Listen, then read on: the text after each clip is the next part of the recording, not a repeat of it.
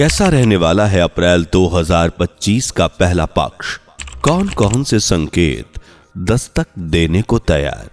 किन किन विपदाओं का सामना करना पड़ेगा भारतवासियों को? कौन कौन से ग्रह अपनी स्थिति बदलने वाले हैं? कौन सी राशि वाले लोग लाभ उठाएंगे इस दौरान और कौन से उठाएंगे नुकसान? स्टॉक मार्केट का क्या हाल रहने वाला है? क्या कहता है अप्रैल का पहला पक्ष? आइए जानते हैं। लेकिन वीडियो में आगे बढ़ने से पहले हमारी रिक्वेस्ट है कि वीडियो को लाइक शेयर करके हमारे चैनल को सब्सक्राइब कर लीजिए। दोस्तों, आज अप्रैल के जिस महागोचर के बारे में हम बताने जा रहे हैं उसका प्रभाव भारत और भारतवासियों पर पड़ता नजर आ रहा है। इस दौरान हालत गंभीर हो सकते हैं, कुछ बड़ी परेशानियां आ सकती हैं, कुछ बड़े मुद्दे जन्म लेंगे जिनसे तनाव और लड़ाइयां और दंगे भी भड़केंगे। और 2025 का ये अप्रैल खतरनाक साबित हो सकता है, जिसका ट्रेलर आप देख ही चुके हैं। अप्रैल की शुरुआत में म्यांमार में कितने खतरनाक तीव्रता वाले भूकंप ने दस्तक दी, हजारों लोगों को मौत की नींद सुला दिया। इसी तरह जगह जगह कई प्राकृतिक आपदाओं ने अपना रौद्र रूप दिखाया और पूरा एशिया सहम गया। एक तरफ प्राकृतिक आपदाओं ने लोगों का जीना मुहाल किया, तो वहीं दूसरी तरफ लड़ाई झगड़े तनाव भी बढ़ता नजर आया। फिलिस्तीन और इजराइल की जो लड़ाई कुछ वक्त पहले तक ठंडी पड़ी हुई थी, उसने एक बार फिर आग पकड़ ली है। इसी तरह भारत के साथ साथ कई देशों पर खतरा मंडरा रहा है और ये सब ग्रहों की बदलती चाल का ही परिणाम है, जो धीरे धीरे अपना प्रभाव दिखा रहे हैं। इन ग्रहों की चाल आगे भी बहुत बड़े परिवर्तन का गवाह बनने वाली है। अप्रैल के महीने में कई ग्रह अपनी स्थिति बदलने वाले हैं और इनकी शायद ग्रह युक्ति का निर्माण अप्रैल महीने से 2 दिन पहले ही लग चुका है। उसके बाद पंच ग्रह युक्ति ने अपना काम करना आरंभ कर दिया है। इस दौरान 4 बड़े ग्रह गोचर होने वाले हैं, जिनमें मंगल ग्रह, बुध ग्रह, शुक्र और सूर्य ग्रह शामिल हैं। इन्हीं चारों के गोचर होने से कई जगहों पर लोगों की काफी नुकसानदायक घटनाएं हो सकती हैं, जबकि इनका प्रभाव कुछ जगहों पर सकारात्मक भी रहेगा। देखिए, इन ग्रहों के गोचर करने से भी सिर्फ नुकसान ही नहीं होगा, बल्कि आपको फायदा भी देखने को मिलेगा, क्योंकि ग्रहों का प्रभाव कुछ जगह नकारात्मक होता है तो कुछ जगह सकारात्मक भी पड़ता है, और यही नियम अलग अलग राशियों पर भी लागू होता है। हिंदू पंचांग के अनुसार अप्रैल का पहला पक्ष ग्रह गोचर के लिहाज से बहुत ही ज्यादा मुश्किल भरा है।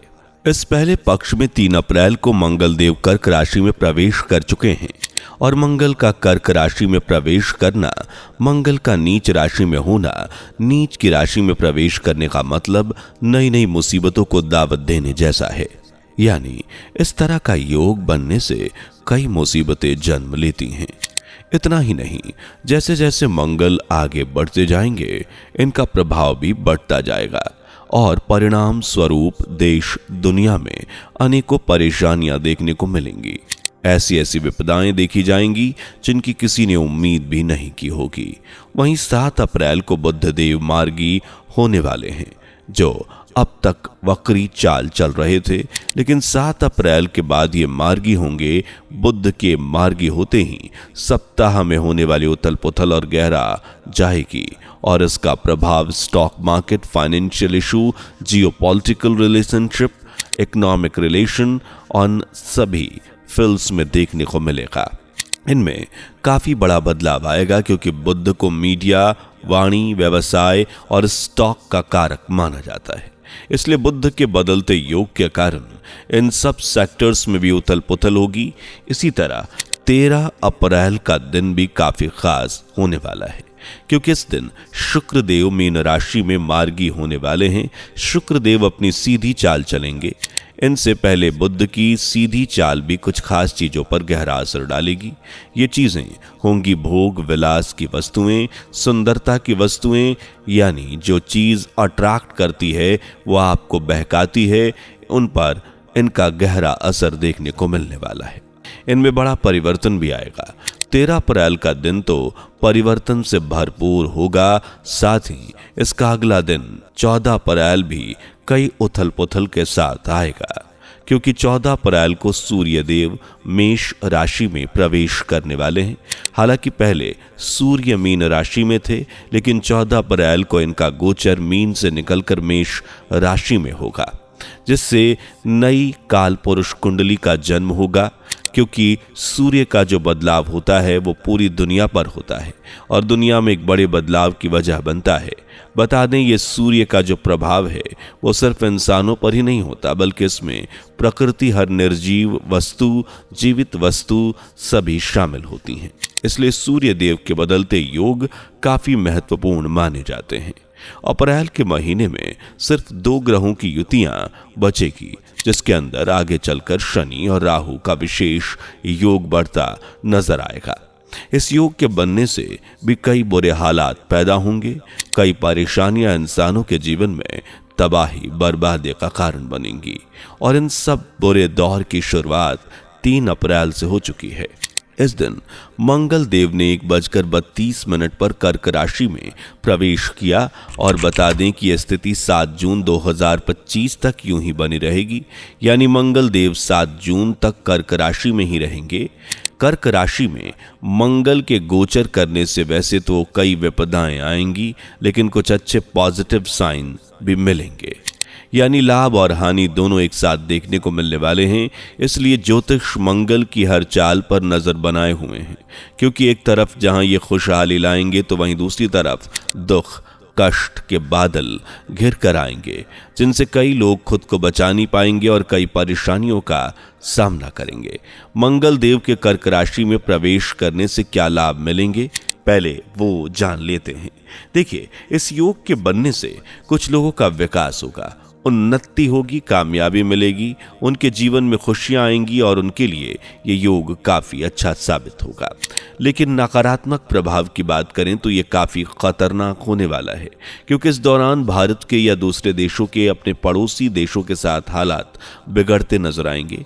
दूसरे देशों में उपद्रव, दंगे, विद्रोह, प्रदर्शन की ज्वाला भड़कने की उम्मीद है। लेकिन इस हिंसा और विरोध में मंगल देव अपना सकारात्मक प्रभाव भी दिखाएंगे। जी हाँ, जिन जगहों पर दंगों की ज्वाला भड़केगी उन्हें ठंडा करने का काम भी मंगल देव का ही होगा। ये इन उपद्रवों को शांत करेंगे। इस तरह पहले कुछ विवाद उठेगा, लेकिन ये ज्यादा समय तक नहीं चलेगा, बल्कि मंगल देव के प्रभाव से ये खुद ब खुद शांत हो जाएगा, मानो जैसे लड़ाई हुई ही नहीं थी। लेकिन यह समय दुश्मनों के लिए मुश्किल होगा। बुरे कर्मों का फल उन्हें जल्द ही भुगतना पड़ेगा। एक तरफ मंगल देव के कर्क राशि में गोचर करने से कुछ लोग नकारात्मक प्रभाव को महसूस करेंगे, तो वहीं कुछ खास राशि वाले लोग इस योग से फायदा भी उठाएंगे। इसके बाद 7 अप्रैल को देखें तो इस दिन बुध देव 4:04 पर मीन राशि में मार्गी होंगे। वाणी, विद्या, तर्क वितर्क के कारक बुध देव 7 अप्रैल से लेकर 7 मई तक मीन राशि में ही रहेंगे, लेकिन इस समय के दौरान ये अपनी स्थितियों में कई बार बदलाव करेंगे।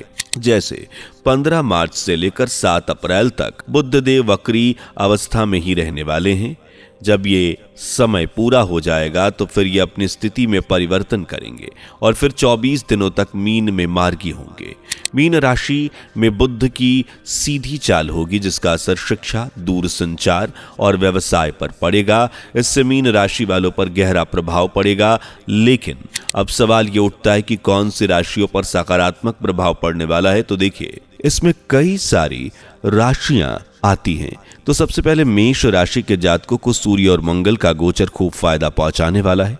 मेष राशि वाले जो अपने करियर को लेकर काफी परेशान थे, उनके करियर में जितनी भी बाधाएं आ रही थीं, जिस वजह से वो अपने सपनों को, अपने गोल्स को अचीव करने में मुश्किलात का सामना कर रहे थे, वो सब खुद ब खुद खत्म हो जाएंगे और सारी परेशानी हटने के बाद उनका भविष्य उन्हें साकार, साफ और उज्जवल नजर आने लगेगा। इसी तरह अगर कोई काम लंबे समय से अटका हुआ है, कोई केस लंबे समय से सॉल्व नहीं हुआ है, तो वो भी सुलझ जाएगा।